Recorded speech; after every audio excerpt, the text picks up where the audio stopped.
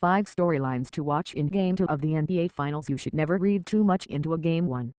LeBron James has dropped his last 6 Game 1 matchups in the NBA Finals, but his team has gone on to win 3 of the last 5 titles. It's yet to be known, of course, how number 6 plays out.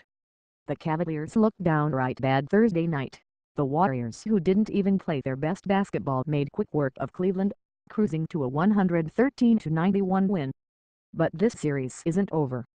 As we pointed out Friday, Game 1 was a warm-up of sorts for the Cavs, but now they've really got to get it going. Cleveland has been able to come from behind on Golden State before, but considering the talent level on this year's Warriors roster, the 2-0 deficit could prove to be insurmountable. Game 2 is a must-win for the Cavs. The game tips at 8 p.m. on ABC. Here are 5 storylines to pay attention to. 1. Turnover totals. Turnovers were the tale of the tape in Game 1. Golden State had only 4, tying an NBA Finals record for the fewest in a game, while Cleveland had 20. Expect those numbers to be more even Sunday. The Cavs need to limit Golden State's extra possessions, so protecting the orange will be vital.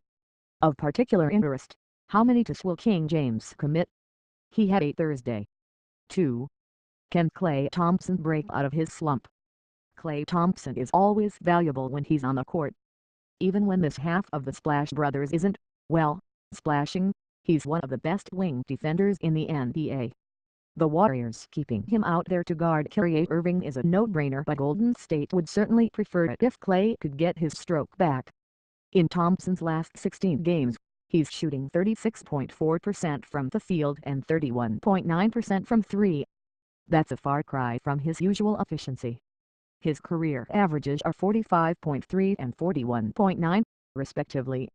Stephen Curry and Kevin Durant are on fire right now. If Klay starts feeling it and joins the party, the Warriors could hang 130 on Cleveland's porous defense. 3. What's the pace of the game? If you look at the numbers from the past 2 finals matchups plus Game 1 of this year, the strategy the Cavs need to implement seems clear: slow the game down and turn it into a slugfest. This is pretty intuitive. Golden State has more firepower, and you simply don't want to give the Warriors more opportunities and let them play their desired fast-paced game. The Cavs say they don't plan on slowing it down, though in fact, they want to run. Certainly, running at strategic moments is a good idea, but if Cleveland forces the issue as it did in Game 1, it will likely backfire. If this game is in the 80s or 90s, Cleveland has a good shot. Once it gets into the triple digits, Golden State becomes the overwhelming favorite. 4. Which Tristan Thompson shows up? Tristan Thompson is not a super skilled offensive player, but he's a creator. He sets good screens and gets vital offensive boards. He was poor all around Thursday, going 0 for 3 from the field, scoring 0 points, grabbing only 4 rebounds, and recording the -13 player rating. Cleveland needs TD to play like he did in last year's finals, particularly in Game 6. He amassed 15 points, 16 boards, and a +32 rating, the best of any player on the court. 5.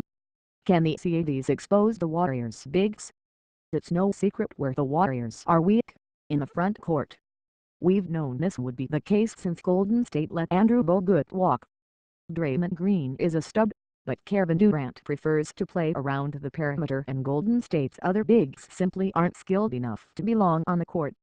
Zaza Pachulia, David West, JaVale McGee, these are the guys Cleveland needs to expose. Cue someone yelling, "Expose him." Golden State's bigs recorded the lowest player ratings of anyone on their squad in Game 1, but the Warriors managed to hide them well. GSW's wings were clearly well prepared, and aside from a couple cases of confusion such as when Steph Curry left LeBron all alone under the basket, the Warriors played pick situations practically to perfection. The Cavs need to implement a steady diet of screens that force GSW's bigs to switch onto LeBron James or Kyrie Irving in isolation situations.